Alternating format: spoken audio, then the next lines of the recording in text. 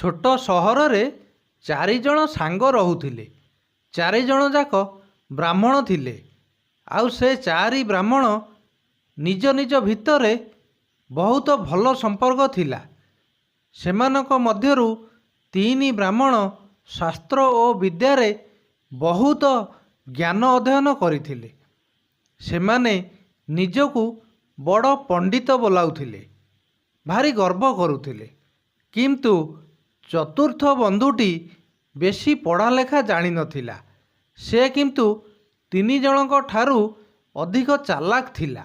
ଦିନେ ଚାରିଜଣ ବନ୍ଧୁ ମିଳିମିଶି ଚିନ୍ତା କଲେ, ଆମେ ଏତେ ପାଠ ପଢ଼ି ମଧ୍ୟ ଏହି ଛୋଟ ସହରରେ ସାଧାରଣ ବ୍ୟକ୍ତିଙ୍କ ପରି ଜୀବନ ବିତାଉଛୁ। ଚାଲ ଆମେ ବଡ଼ ସହରକୁ ଚାଲିଯିବା। ସେଠାରେ ନିଜ ନିଜର ଟ୍ୟାଲେଣ୍ଟ ବଳରେ ମୁଣ୍ଡ ଖଟାଇ ଅର୍ଥ ଉପାର୍ଜନ କରିବା, ବହୁତ ପଇସା କମାଇବା, ଆଉ ଆଜାଦରେ ରହିବା। ଜଣେ ବନ୍ଧୁ କହିଲା, ଆମେ ତିନି ଜଣ ନିଜ ପାଠପଢ଼ା କାରଣରୁ ବହୁତ ପଇସା କମାଇବା, କିନ୍ତୁ ଆମର ଏ ଚତୁର୍ଥ ବନ୍ଧୁ କରିବ କ'ଣ? ସେ ତ ମୂର୍ଖଟା। ତାକୁ ଆମ ସାଙ୍ଗରେ ନ ରଖି ତାକୁ ସାଇଟ୍ କରିଦେବା।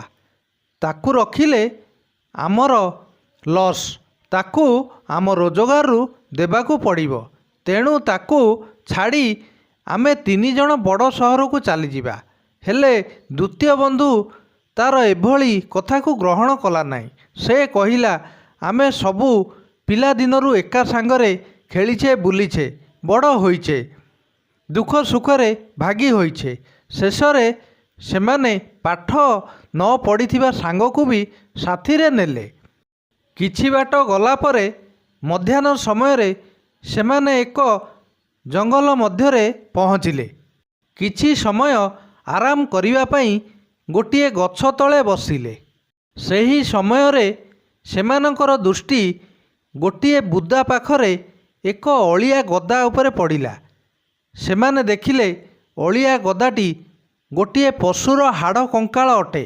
ପ୍ରଥମ ବନ୍ଧୁ କହିଲା, ଦେଖିବା ଆମେ ଯେଉଁ ଶକ୍ତି ଶିଖିଛେ ତାହା ଠିକ୍ ଅଛି କି ନାହିଁ, ମୁଁ ଏହି କଙ୍କାଳ ଉପରେ ପରୀକ୍ଷା କରିବି। ସେହି ହାଡ଼ କଙ୍କାଳକୁ ଦେଖି ତା ଶକ୍ତି ପ୍ରଦର୍ଶନ କରିବାକୁ ଲାଗିଲା। ସେ କଙ୍କାଳର ଆଖପାଖରେ ବିଛାଇ ହୋଇଥିବା ଅନ୍ୟ ହାଡ଼ଗୁଡ଼ାକ ଏକାଠି କଲା ଏବଂ ନିଜର ବିଦ୍ୟାରେ ସେଗୁଡ଼ିକ ସଠିକ୍ ସ୍ଥାନରେ ଯୋଡ଼ିଦେଲା। ଦ୍ୱିତୀୟ ବ୍ରାହ୍ମଣ କୁମାର ନିଜ ବିଦ୍ୟା ବଳରେ ସେଥିରେ ଚର୍ମ, ମାଂସ ଓ ରକ୍ତ ସଞ୍ଚାରଣ କରିଦେଲା।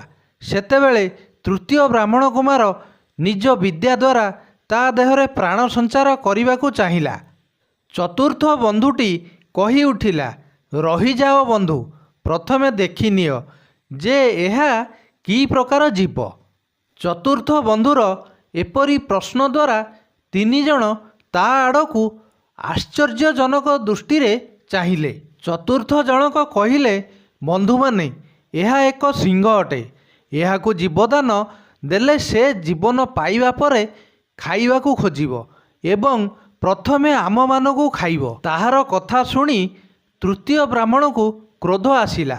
ସେ କହିଲା, ହେ ଗଣ୍ଡ ମୂର୍ଖ, ଏ ଦୁଇ ଜଣ ନିଜ ନିଜର ଚମତ୍କାର ଦେଖାଇ ସାରିଲେଣି। ମୁଁ କ'ଣ ମୋ ବିଦ୍ୟାକୁ ଏପରି ବିଫଳ ହେବାକୁ ଦେଇଦେବି? ଯଦି ଏପରି ହୁଏ ତେବେ କିଛି ସମୟ ଅପେକ୍ଷା କର। ଚତୁର୍ଥ ବନ୍ଧୁଟି ଗୋଟିଏ ଗଛ ଉପରକୁ ଚଢ଼ିଗଲା। ତୃତୀୟ ବନ୍ଧୁଟି ନିଜ ବିଦ୍ୟାରେ ସିଂହ ଶରୀରରେ ପ୍ରାଣ ସଞ୍ଚାର କରିଦେଲା। ଜୀବନ ପାଇବା କ୍ଷଣି ସିଂହ ଏକ ଗର୍ଜନ କରି ତିନି ବନ୍ଧୁକୁ ପାଦ ତଳେ ମାଡ଼ି ବସି ଖାଇଦେଲା। ତାପରେ ଜଙ୍ଗଲକୁ ଚାଲିଗଲା। ଚତୁର୍ଥ ବନ୍ଧୁଟି ତା ନିଜର ଆତ୍ମୀୟମାନଙ୍କୁ ହରାଇ ମନ ଦୁଃଖରେ ଘରକୁ ଫେରିଲା। ଏହି ଗପଟିରୁ ଆମେ ଶିଖିଲେ ଯେ ବିଦ୍ୟା ଅପେକ୍ଷା ବୁଦ୍ଧି ଶ୍ରେଷ୍ଠତମ ଅଟେ।